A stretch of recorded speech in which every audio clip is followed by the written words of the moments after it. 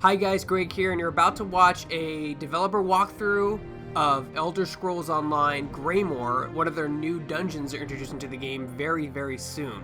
Heads up, I have not played ESO in a very long time. The last time I played ESO was when they introduced the Warden. So it's been quite a while. Please be kind. I did want to heal because that's what I did as the Warden when I originally played it. It took me a little bit of time to get the hang of things. We were completely geared out on the PTS, so we all have the champion gear, really high level gear, a bunch of talent points, all that good stuff. So please enjoy this exclusive developer walkthrough of a new dungeon in Elder Scrolls Online. I gotta say, this Greymoor expansion looks so much different than any other expansion you've ever done. Very Castlevania, gothic, you know that. Yeah, I mean that was kind of the goal for this. Who's there? I can still hear while holding my breath. So we really leaned into that in the chapter, and then we kind of furthered it in the dungeons as well. So first thing you're going to notice here is this is Gwendis.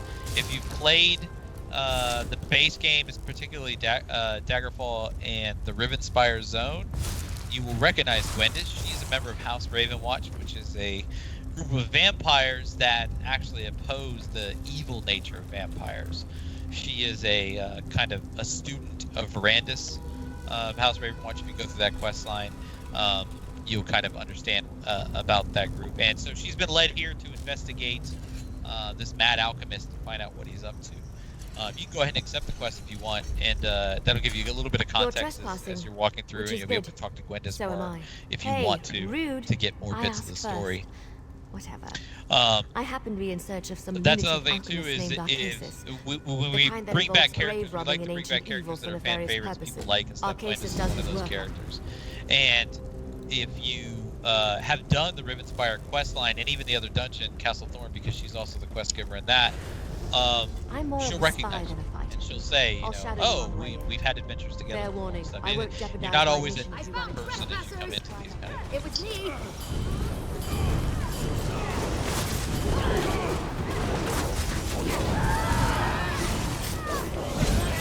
Right.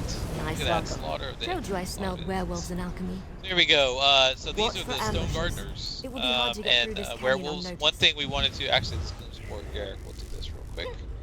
So this is something that we don't, if you're used to running dungeons or trials in our game, we don't usually put resource nodes within the dungeons.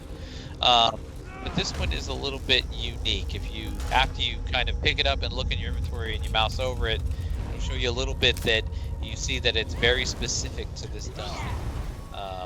Got some new test subjects here.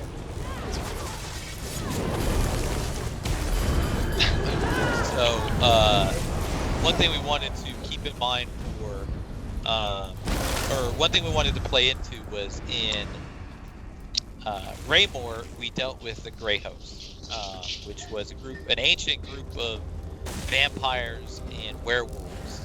It's an army of those combined elements that was defeated centuries ago by the Bankerai Legion. And it was about the resurrection of that group. So what we wanted to do is kind of tell and use those elements again for these two dungeons. We didn't want the dungeons to have the same kind of enemies, the same thing fighting over and over. So we pretty much separated these two out. In Stonethorn, you're very much fighting vampiric elements, and in Stoneguard, you're going to be fighting werewolves. In addition to that, we're going to run into stone husks, which you would have seen in Greymoor as well, and give you a little bit of backstory on those. Another unique aspect to Stoneguard you're running through now are traditional dungeons, which is what Stonethorn is more of our traditional dungeon, in that there's 5 bosses. The final boss in Veteran has an activatable hard mode. Weird. They just started shooting off to the side there. And the final boss has an activatable hard mode, but in this dungeon, we've heard the player kind of sentiment that a lot of players were like, we want another layer of difficulty, another way to kind of up our difficulty in dungeons in Veteran. So this dungeon has 3 bosses, But in Veteran, each one of those bosses has an activatable hard mode, so you can go through and actually tailor the difficulty a little bit more. You can up the difficulty on each one of these bosses. This is XR Kraglins, the first boss. He's kind of the guard dog. Yeah, you don't have to laugh at that. It's fine. That's This good, 'cause right I here didn't. is, I know, right? This right here is the challenge banner. This is what you would use in veteran mode to activate hard mode. Let's see what this guy can do. Another thing we like to do when we kind of do boss fights and dungeons and stuff like that, in order to incorporate the story a little bit or a lot more, is to make sure that the NPCs that are that you see dungeons that are given the quests and stuff like that, they're not just standing outside of gates and waiting for you to do all the hard work. So they're doing stuff while you're in here. So if you look at the door, Gwendis is kind of trying to pick the lock as you're defeating Kraglin. You're basically the distraction. Now, if you could settle like an age-long debate that I've heard about this game, is every single time I see a high-level player play this game, they always play it in third person. Is there a disadvantage to playing in the first person? There's no inherent disadvantage, which is actually one of those things that we try to think about in when we develop. In other words, when a monster is going to do an ability or something like that, we pay attention to first person so that you can see kind of that ability in first person as much as you can see it in third person. Mm-hmm. That said, I think there's an inherent situational awareness in third person that you would have. In other words, I could see things behind me a little bit better, a little bit easier, that kind of stuff. So that's probably why the high-level players are going to gravitate towards kind of playing it that way. Yeah, I mean, like it's field of view, and there's nothing you can do to fix it unless you make field of view in first person really wide. Right. And then you make yourself sick when it gets too big, right? Yeah. And a lot of times, I mean, generally, if a game is going to have a third-person and first-person view, I think people are going to naturally gravitate kind of towards third person as long as the movement controls feel good in that regard. For that reason, that situation awareness, the field of view, being able to see all the enemies around you and stuff like that. People also like to really look at their characters as well. They And I think that's another big thing. One of the things that the veteran population tends to say a lot is, fashion scrolls is kind of the end game, and there's lots of different ways you can make your characters look cool, and players like to be able to see their characters looking cool all the time. Mm-hmm. So now that we're inside kind of Stoneguard proper, Gwendis is in here investigating some things. You're going to start seeing some elements that we really tried to incorporate in this. So this was an ancient Dwemer structure, so you can see that with the brass pipes and stuff like that. But Arcasis, the Mad Alchemist, has adapted this Dwemer technology. So you see these glass containers. There's this red ichor in it. So he's really taken what the Dwemer had built and abandoned so long ago and retrofitted it to his own purposes. So we're going to see that kind of throughout the dungeon. There's also other elements here. You're going to see gray reliquaries, which again, if you've done Graymore, those make sense. They're instrumental in kind of creating the stone husk, which is what we're fighting now. And that's actually part of Arcasis' is his alchemy was a big part of what brought the stone husks to life. And then as a reward for that, he was given his own place to kind of do any experiments that he wants because he served his purpose.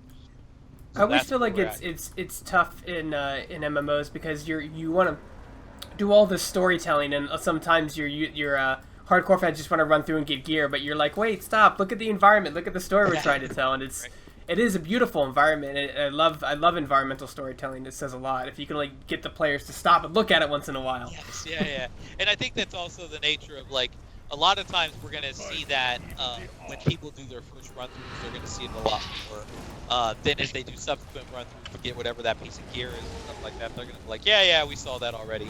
It's actually one of the biggest emphasis we have. It's one of the biggest emphasis we have in storytelling in dungeons is we want to tell stories visually. Now this is a really cool element. We just killed a curator and these potions dropped out. So if you go over, stand over one of them and hit X. Oop, stand over one of these green potions right here. He's got it. Is that it? Yeah. And we turn you into a werewolf behemoth. You get all new abilities. You get to run forward and wreck stuff. Your health's really high. You do a lot of damage. Oh, somebody else did that. Just go for it. Wreck it. That was a beautiful transformation animation, by the way. That was really good. Yeah, so this is one of those things that, you know, every once in a while we try to throw players for a loop, do some new and interesting things, and turning players into a werewolf behemoth is fantastic. You're actually going to come out of it now. It's only a limited time. And another aspect that we have here is, like we did in Unhallowed Grave, which was at the start of this year, we had secrets that we put into that dungeon. And in that dungeon, we absolutely did not tell players about the other than to say there are secrets. We didn't tell them anything. So you had to really go off the map and try to find the secret hidden locations and stuff like this. These are a little bit more labeled, these secrets in this dungeon, but how you kind of interact with some of these things isn't outlined all that much. So this little note over here will tell you a little bit about something. But we're in a secret area right now where we had to lockpick the door to get here. You can see some gray host banners up, which is into kind of like the story of Braymore a little bit more. We have this Blood Knight we're taking out. I'll explain this in a second. That's kind of cool. So he's like experimenting with like lycanthropy and some other types of like diseases. Basically, the werewolf, he actually found a way to alchemize, to alchemically create werewolves. So the werewolves that are created in here are not, they're not infected with lycanthropy. Now, what does play into the alchemy stuff? You saw this vitalizer control thing that I turned off, and these tanks drained. And then there's this table over here that if you collected enough gloom spore agarics, and you get the little whatever the Blood Knight drops, the little piece of him, I forgot what it is in this one. It allows you to create a potion that you drink instantly, and it gives you a buff. So if you see down, or if you hit C, and then you'll see like alchemized strength, and that gives you a buff that's going to help you out in the dungeon. That's available in both veteran and normal, and it's like I said, it's one of those side pieces of content. If you're collecting the Gloomspore Garrix and you find these side areas and kill the Blood Knights, you can be rewarded for with a special buff that lasts throughout the dungeon. And there's 3 separate secret areas which you will find, and you get 3 unique buffs associated with those. If you have 3 each time you get to, I think there's, and Shane can correct me, I'm pretty sure there's 12 Garrix in the entirety of the dungeon. So yeah, there's plenty to get. There's extras.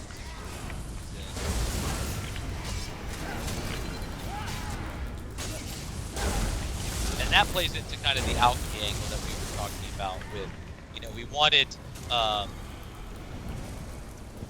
wanted to lean into that kind of like, he's a mad alchemist. You're going to find alchemy things in here. Not only that, but if you actually have the laboratory use passive from the alchemy trade skill line, you get the option to create an even better buff with those. That again plays into the kind of like player progression angle that, you know, as you progress your character through the world and you've got your trade skills up, it can actually really help you.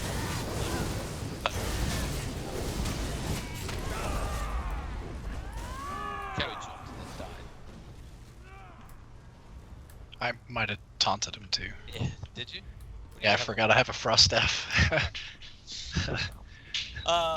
So down there you can see some like stone husks marching. You can see that there's tons of those down here. So he's doing all kinds of experiments on these things. That's cool. Can you guys talk about like I think one of the most important things that you guys are doing among other MMOs that don't is being friendly to new players and actually trying to introduce new players to the world of ESO. Talk about how you've done that in this expansion.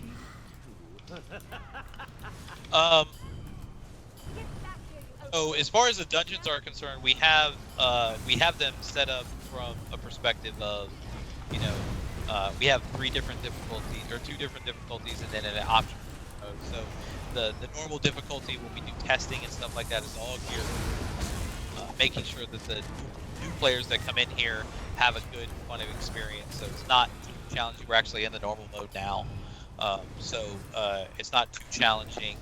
Or as other aspects of making sure new players have a good experience.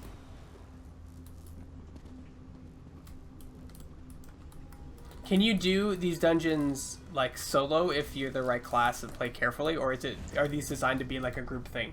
These are designed to be a group thing. All the group dungeons are designed for 4 players in mind. I'm sure that there's players that are really good that will be able to kind of go through these, and as you get better in the game, you can kind of go through and solo some of these. It's not as far as I know, there isn't any hard stops in any of these dungeons that would make you absolutely have to have a group in order to do them.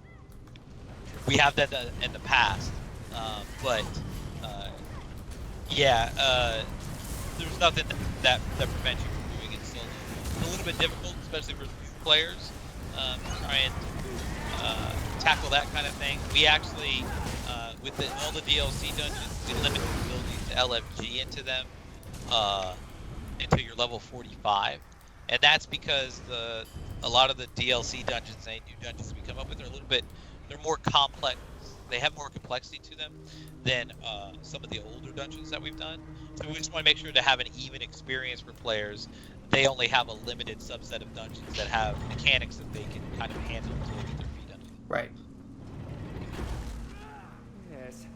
This is the second boss. You can see actually our cases up there at the top. To put this beauty through its paces, but you right there, talking. This is his stone behemoth. So this is just like a stone house, except he has been doing experiments on that. During the course of this fight, he's going to throw different potions which are going to augment its abilities on top of it. Not only that, we also get a really good shot and a really good sound of our cases, because the voice acting and the writing in this dungeon is like this guy is so over the top with how he has been with how he does our cases. It is just fantastic. I'd also just like to mention that when I previewed Greymoor a few months ago, that it was, I love seeing the like, it was like almost speech to text from like the tutorial guide. He was like, "Hello, how are you?" And then when I got into the tutorial yesterday, like he was fully voice acted and ready to go, and I love seeing that process come to fruition, like just come to light. Absolutely, and it's funny to our pre-VO kind of like elements that we have whenever we put anything in, and then they it'll go through like an audio build and they do it. And it's funny because depending on the race of the creature, we actually have different like robotic video, which we call robo-VO, in there. So it is pretty funny to hear some of it, and then when the voice actors finally come in, it just bring everything to life. Is fantastic. Stand out of the big A. Who was standing in fire? Who was standing in fire? Because I popped my ult when that happened. I was trying to find who was injured. I blame Shane. Shane. I wasn't standing in fire so much as I was lit on fire.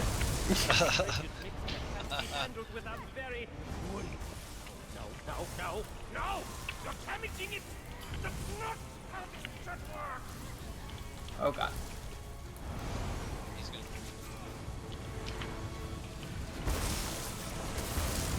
Style makes And you're gonna want everything to more dangerous! Drop multi down. I did my Reset to room temperature. there you go. I have another test. Break. Lock. Bash. A failure! Okay. Got it done. Was flawless. Cases Right. is going to Sabotaged my work. smoke bomb out of here. Gwendis is going to come in and start talking to him, and now we get to track down our cases to his final room. And actually, we're going to go into the research wing. So for each of the 3 sections of this dungeon, which terminate at the boss, we wanted to give a bit of a unique feel. So you have the outer caves, which are very Black Reach. You have that first section, which you start to see the cases and pipes and stuff. And in this one, this is where he's done experiments on other creatures. So you're going to see Taurus, Durzog, and Bristleback Yeah. in this section.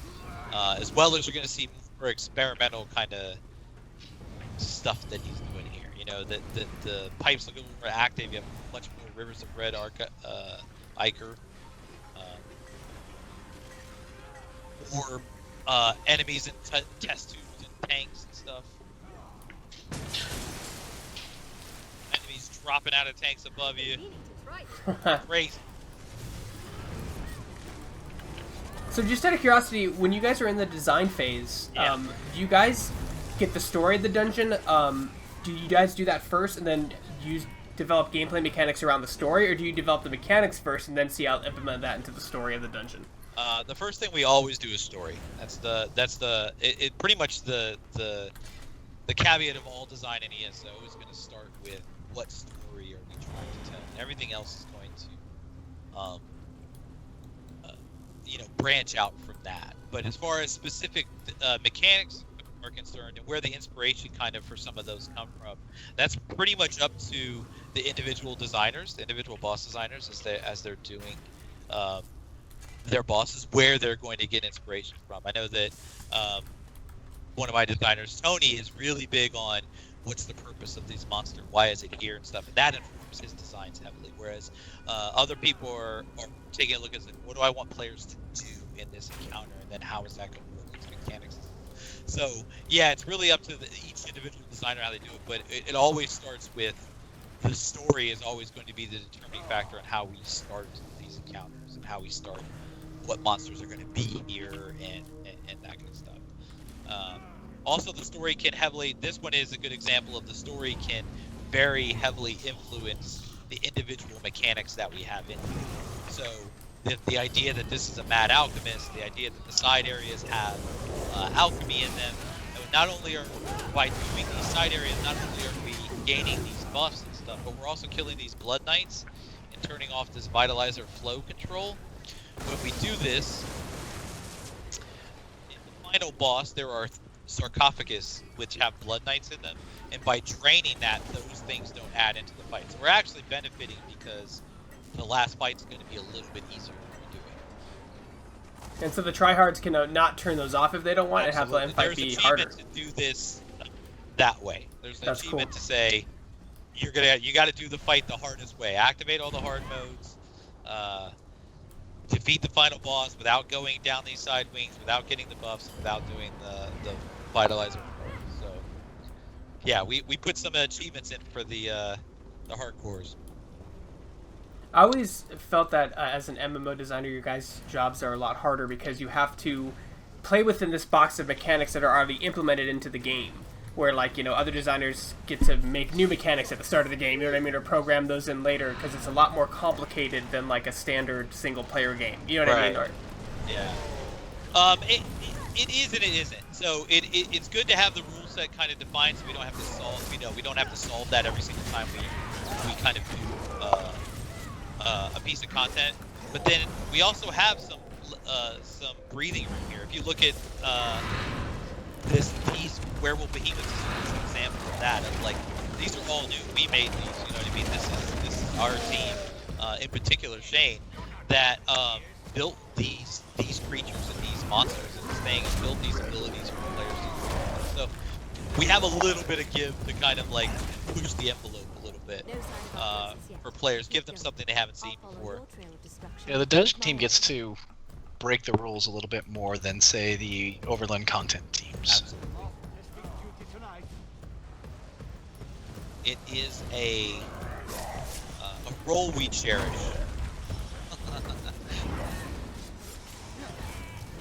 Breakers.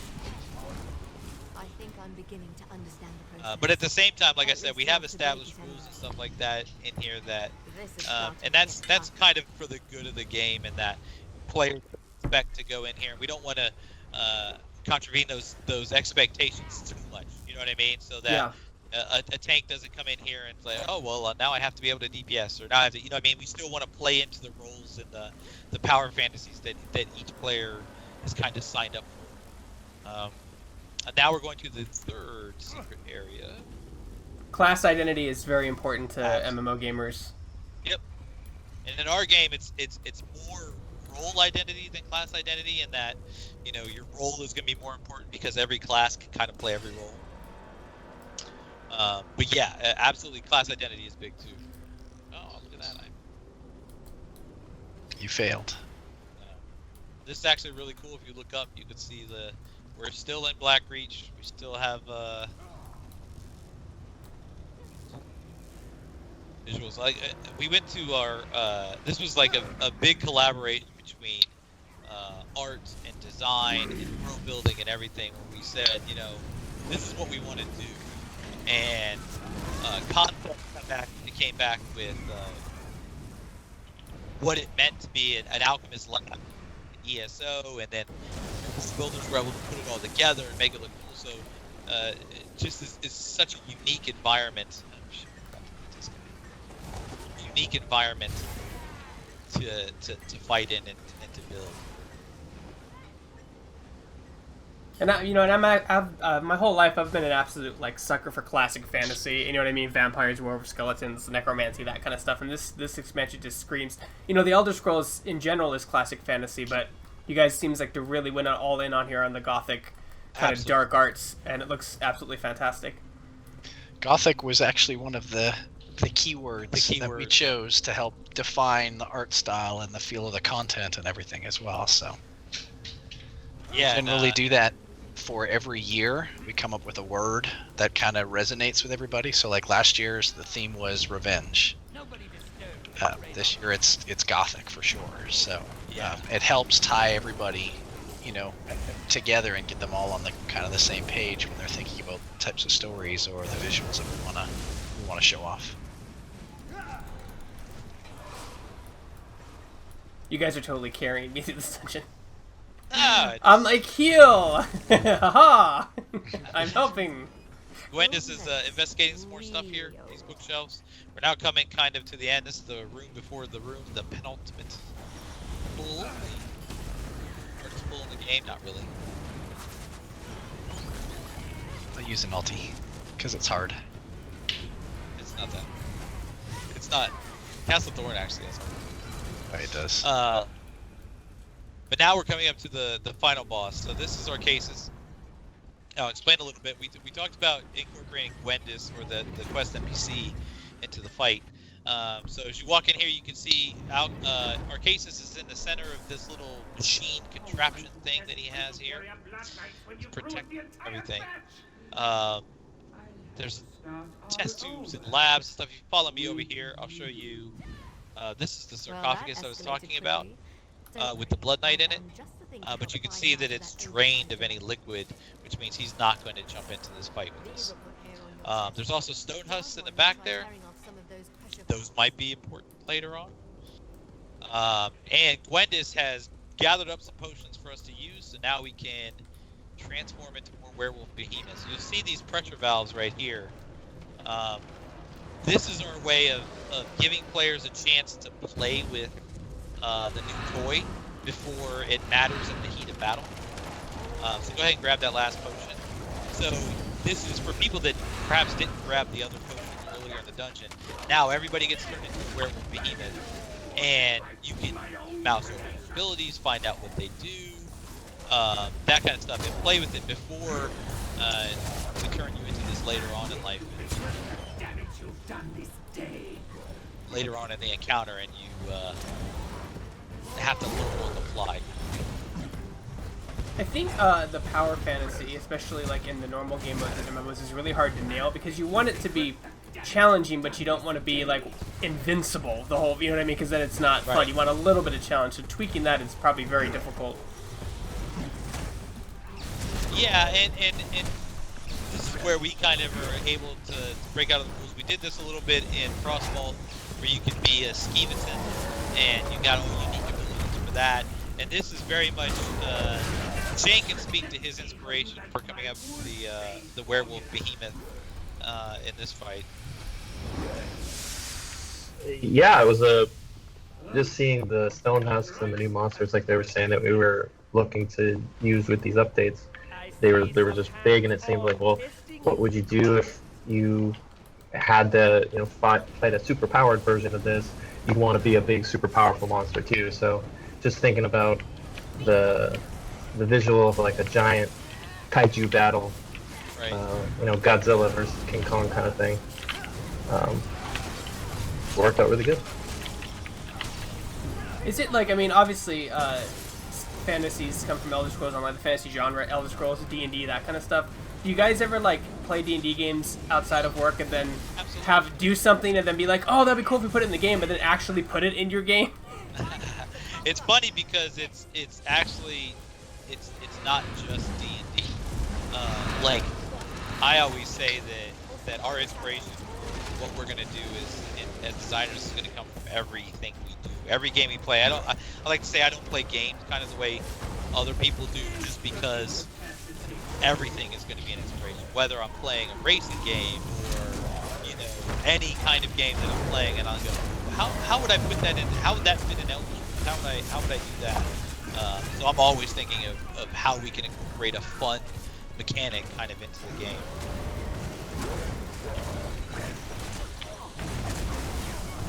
I feel so powerful! Unlimited power!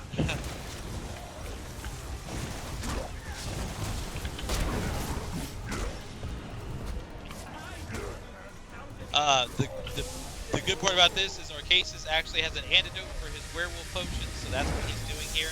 You'll see all the other little NPCs that were out here would also die to that antidote, so it's a pretty cool little story element that, he just doesn't care about his people.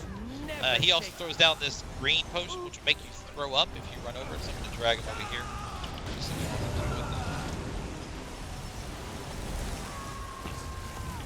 Let me know if any other creatures pop up. I actually saved myself.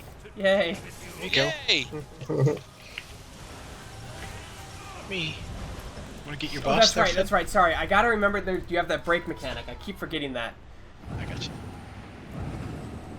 1-2 by res. There we go. Sorry, I'm not used to that. I mean, that's a cool mechanic, so you can't really, because usually when I play MMOs, you can space out and watch Netflix or whatever and do your rotation. Right. But you can't do that with this game. I mean, that's a good thing. It means you need to be involved into what you're doing. You know what I mean? Yeah, absolutely. Active blocking, dodge rolls. Yeah. Pretty much movement is one of those things that we talk about as like a hallmark of our combat abilities. You know what I mean? Like getting people moving, getting people running around, being active in that combat. So whenever we can, we try to lean into that. Yeah, I mean, because like if I can watch Netflix and run through a dungeon, then obviously I'm not being challenged enough.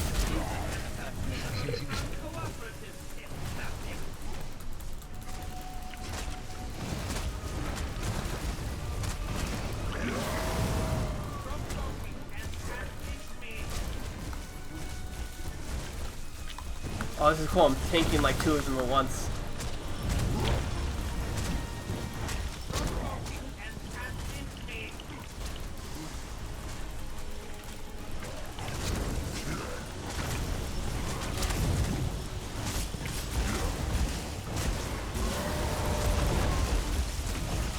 So this Arcasis is going to throw out these little like electric bomb things, and you actually have a specific ability as a werewolf, which will counteract those. So that's part of what goes into kind of like building these. So the encounter is, it's a fun thing in normal to know and learn, but it's kind of needed in veteran.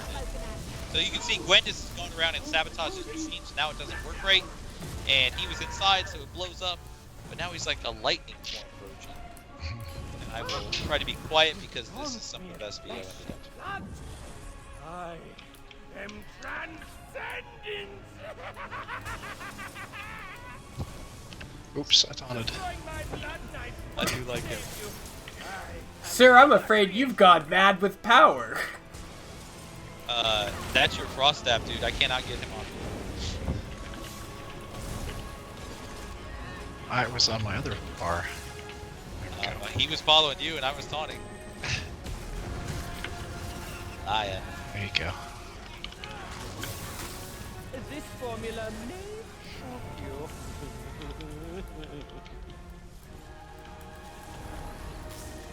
Very hard to heal, but the mage keeps running from the aggro. I blame the tank. That's the that is the Arcasis fight, and that is Stoneguard. So now, as typical in dungeons, you can run around and explore, find out some interesting cool stuff in here. Gwendis will come in here and fill you in a little bit on what she found, and kind of how this all fits into the story is, if you do these 2 dungeons, when the prologue goes live, it's right now it's live on PTS, but it's going to go live after the release, usually a few weeks before the next DLC will drop, and it leads the prologue quest leads directly into the next DLC. When you go to do the prologue, if you've done the 2 dungeons, Gwendis will recognize you and recognize your efforts that you've done. So you get the 2 aspects of these dungeons that she's figured out, and it plays directly into the prologue. Kind of like what we did with Harrowstorm, where you go and you find out where the Grey Reliquaries come from in Unhallowed Grave, and you go and you find out the Icereach Coven is using these storms, and then in the prologue it puts the Grey Reliquaries and the storms together to create a Harrowstorm, and that's kind of how it all fits. So it gives you context for how the prologue is, how the prologue works, and the greater DLC. That's really cool, guys. When will this go live into the game itself? When will it be patched in? This is Next week, right, for PC? the first 24th. Yeah, next week for the PC. 24th for PC, 9/1 for console. Oh, that's pretty close together. That's like almost That's a week. Yep. a week, yeah. A week and a day, actually. Yeah. Yep. It is. It is pretty close together. So even console players don't have that long to wait. You guys also released Greymouth simultaneously at the same time, which was kind of a new thing as well. Usually console players have to wait just a little bit, but not for Greymoor. They got it at the same time as PC, correct? They were 2 weeks behind PC. Okay. We have a yeah. Yeah, I mean, in We general, have a head it's... start. Yeah, I mean, in general, it comes down to the certification process that we have to go through on console. Yep. So generally, once we have the content locked down and we know what it's going to be, we submit that to first party, and then it goes through a certification process, and that results in about the 2-week delay. Oh, I know everything about the certification process. I had a friend who was making an indie game, and he kept having to change a bush because it looked too much like genitalia. So he There had you to go. keep changing the bush again and again and again. I think that's the rule of art, right? Right. Eventually, Tried to sneak somebody's it gonna in. find something that That looks like genitalia, yeah. Yeah. I found remember it a concept artist talking about that at a panel once. Yep, I remember that. I just find it hilarious for visual stuff like that, because it's like, oh, this bush looks like genitalia, but like in the game you have a guy chopping off another guy's head, and that's okay. Yeah, Like yeah, it's so weird sometimes. Context. Oh, that's awesome, guys. Yeah. Did you have any other questions for us? Well, like, yeah, I want to talk about, like, the challenges of doing MMOs, specifically to console. I mean, many have tried, some haven't even bothered to try at all. Like, when you guys are implementing this game into console for console controls, like, what are some of the challenges when trying to make sure it comes across just as good as the PC version, from an interface standpoint? I mean, I think that the biggest thing is just there's only so many buttons on a controller compared to a keyboard. So, with ESO, we made that conscious decision really early on that we wanted to have a small number of abilities that you could use at any one time. And that was with console in mind, but also just with it fit into the idea of kind of a deck building game, which is kind of another inspiration for ESO. So you can choose your deck, you have tons of different skills and things like that you can set up on your character, but you can only use so many of them. So once you're in combat, you can't change them, so you're locked into that choice. So it's really up to the player how they want to set that up, and then that ties nicely in with console. We were definitely a little worried about how it would translate over, back in, I guess, 2007 when we started working on ESO, we wondered, would console players be able to do the same kinds of things as mouse and keyboard players? Would they be able to go through the same content, all that other stuff? And it turns out that that was a fear that we didn't have to worry about, because console players are every bit as good as PC players and have been able to complete all the content in the game. And console players will tell you that they're better than PC players because they don't have to rely on add-ons to do it. So there was a quite famous thing where we had a group of really good players that played our game come into the office, and we had this preview event. I forgot what it was for or something, and we had some console players with us too. And we had this big PvP thing where we had the people that were just going to jump into battlegrounds and PvP against each other and stuff like that. And one of the console players was beating one of our very well-known and very good PC players, hands down. And so it was actually entertaining and quite hilarious to see that firsthand. Like, yeah, and she kicked his kicked his butt. Like, it was awesome. It was awesome to watch. And the thing I have to ask, because I'd be remiss if I didn't, is cross-play and cross-save integration. Obviously, that's something you guys have talked about before. It's something your community has asked for a lot of times. I know there's massive complications for it, but if cross-save isn't a probability, how about would server mergers between console and PC players be more of a optimal thing for, like, for low servers, or if there's a low pop server, then merge on with an Xbox player, or we'll be able to play with your friend who's on PS4 if you're on PC, that kind of stuff. We don't really have low pop servers. Like, all of the Xbox players play with Xbox players, and all the PlayStation players play with PlayStation players. Mm-hmm. All the PC players are on PC. I mean, it's a complicated problem. It's some decisions we made back in 2007 when creating the game. There's first-party implications, and then there's even just the server economy side of things. That they're all extremely well-established economies, and merging them all together would wreak havoc. So it's a huge problem, and one that we're not super excited to go in and try to solve when we have other problems that we're trying to solve right now, like performance. We never say never, or like to say never say never. So who knows what happens in the future, but it's definitely not on our high priority list. And then what are some of the challenges when working in an MMO game as opposed to other game design? Because MMOs are extremely different from other game designs. I mean, even other games as a services. So what are some of the challenges when designing MMOs, or working in the MMO space, and just working in that genre? There's tons. I think a big one is you have to kind of figure out how to tell stories in a way where everybody feels like they are important. Obviously, in a single-player world, you are the chosen one. You are that person. You are the only person there. In an MMO space, there's millions of other players. How do you make them all feel special? How do you make them all feel like they have an important role in the world? I think that's kind of one of the big ones. Yeah, I mean, having people, making people the focus and making people the important thing when there's a lot of other people running around is always going to be one of the big challenges to an MMO. I think we do, I'm biased of course, but I think we do actually a really good job with that, in that every story you go through, you don't get to a point where you feel like, well, this story could have happened whether I was here or not, or anything like that. You always feel like, just like in every other Elder Scrolls game, I was the reason why we were successful here. I was the important part of the story. I was the missing piece, kind of thing.